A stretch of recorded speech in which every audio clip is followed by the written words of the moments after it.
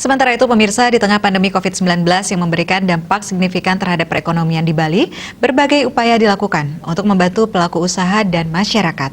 Salah satunya relaksasi pungutan pajak daerah yang diberikan oleh pemerintah Kota Denpasar.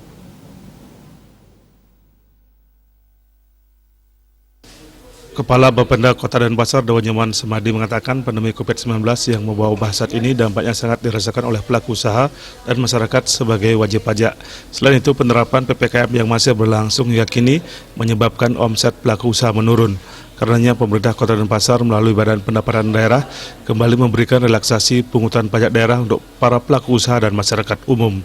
Relaksasi pajak daerah yang diberikan dalam bentuk penundaan jatuh tempo pembayaran pajak bumi dan bangunan pedesaan dan perkotaan. Kebijakan ini diterbitkan sebagai stimulus berupa perpanjangan penetapan jatuh tempo pembayaran, sehingga diharapkan mampu memberikan keringanan kepada wajib pajak melakukan pembayaran PBB P2 sesuai dengan jangka waktu yang sudah ditentukan tanpa mengajukan permohonan. Untuk pajak bumi dan bangunan pedesaan dan perkotaan, jatuh tempo pembayaran pajaknya sebelum tanggal 31 Agustus 2021 menjadi 24 Desember 2021. Bisnis Bali melaporkan.